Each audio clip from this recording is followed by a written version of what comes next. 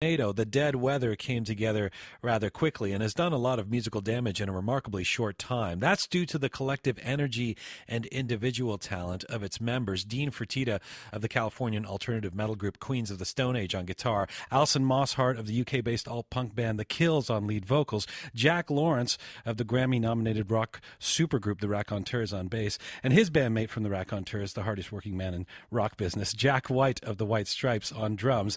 They came together in the wake of a tour, a Raconteurs Kills double bill. On the tour, as the story goes, Alison Mosshart stepped in to help with the Raconteurs vocals when Jack White's voice was ailing, which led to their snap decision to record a 7-inch vinyl single at White's Third Man record studio in Nashville right after the tour. Jack Lawrence and Dean Fertitta joined in, something clicked, and Whorehound, their debut album, came together in a creative burst of just a few weeks. Earlier this summer, the band touched down in various cities, playing surprise gigs at the Glastonbury Festival, Toronto's Horseshoe Tavern, and a jammed and sweaty show in a Manhattan gallery.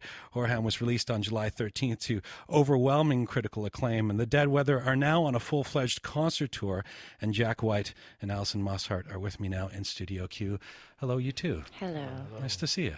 Thanks for having This me. all sounds like a lot of fun. Are you having fun? It did sound like a lot of fun, you reading that back. No, yeah, it's been great. It's been great so far, yeah.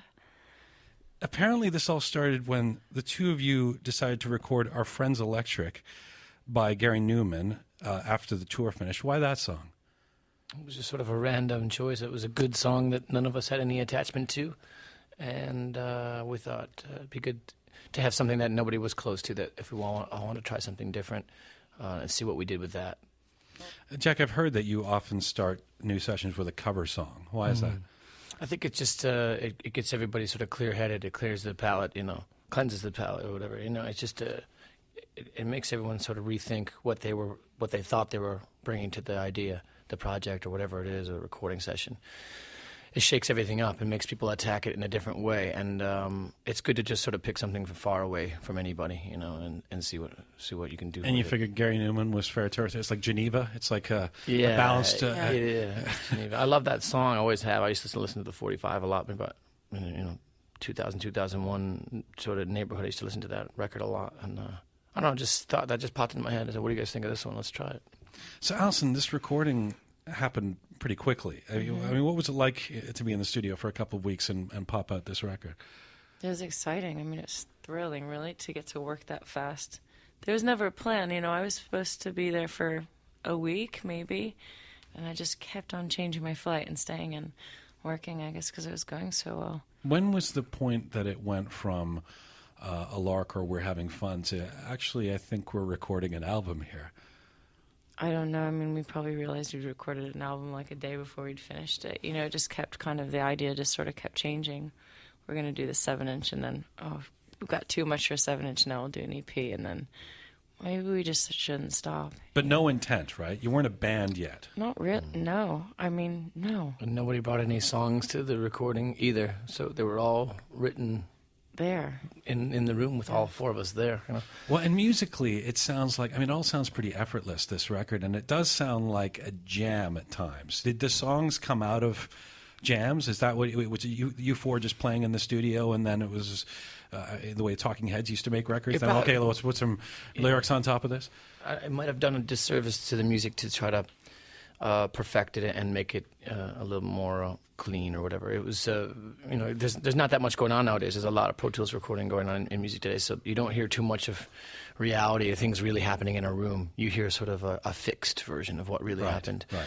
And I think people have sort of become sort of blindfolded, by plugins and being fixed and all that stuff. So it's nice to make a record that's explosive, and you hear clear, the first song, you can hear my drum stool creaking and things like that, which sort of things would obviously be taken out of a recording in modern terms, But that's all the stuff that I think is the best thing on a recording. With multitracks and with the computer ability to fix things, and famously now auto-tune, which we hear all over the place as well. Yeah. What's the difference in what are we missing or what are we losing between that? And it wasn't that people weren't trying to get it perfect in the past. The Beatles would just do 67 takes until they thought they got it perfect, right? Sure, so if you could explain it in sort of proletarian terms, for what are we missing when we don't don't have that? Well, I think people don't really know how records are made anymore. I think that probably back when the Beatles were doing things, people were very interested in the techniques about things are made. It's sort of like if you see a beautiful photograph now, you don't really have any appreciation for it. You think, oh, it was photoshopped, so what?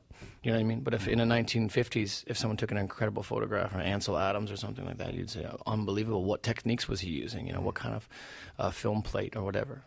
So now I think people don't know that, you know, drum beats are put on a grid and they're put to be perfectly in time. Right.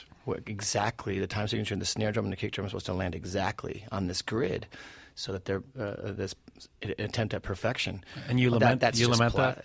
I think it's, for the most part, I mean, I wouldn't generalize it so much as 100% bad, but I mean, I wouldn't pick that.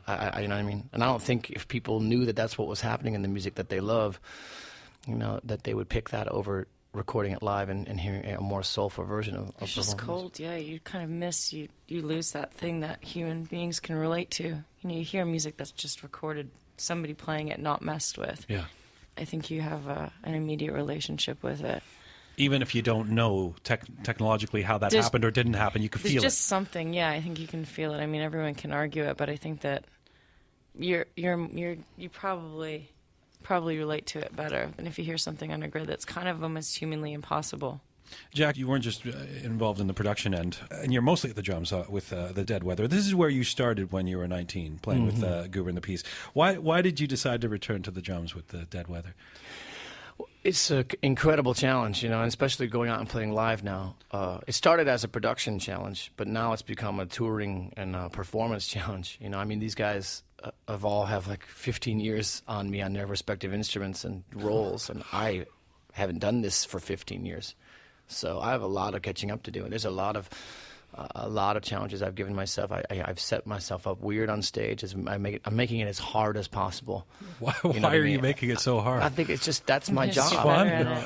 That's your job to make it. It really is. You know, I don't ever take what I do lightly. I always there's a responsibility to all of it that.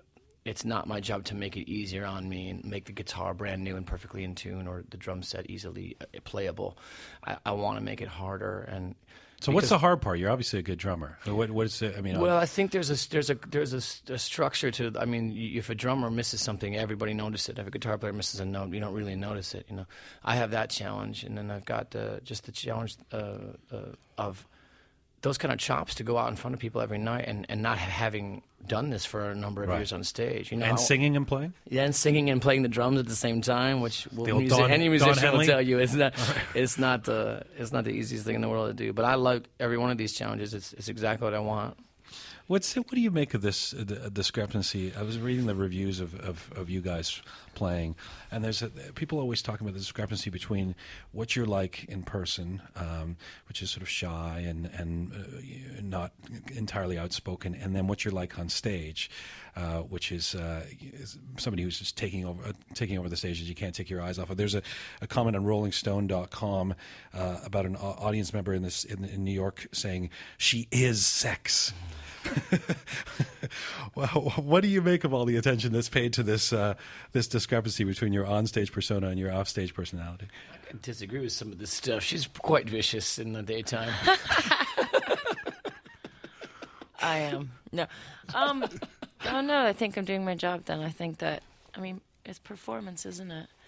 It's going on stage, and there's a stage, and there's like a line between you and a lot more people than you, and different things happen to you.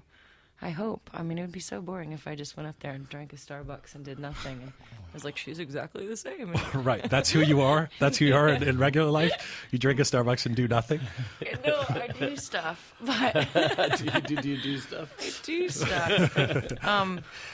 No, you know, I think there has to be a difference. And I think it's good if people, I don't know. Can you confirm or deny that you are, in fact, sex? Based on... What does she it mean? Is sex. Well, you tell me. No, you tell me. What does it mean? I think it's saying that you exude a seductive personality on stage, I guess. Interesting. The album feels that way as well too. I think there's a rawness and a grittier. It's so explosive and forceful and dangerous that's. You know, I don't think any of our other bands really sound like that on record. And it felt like that just playing it back when we were recording it. And, we'd play back a song and just feel electric like that.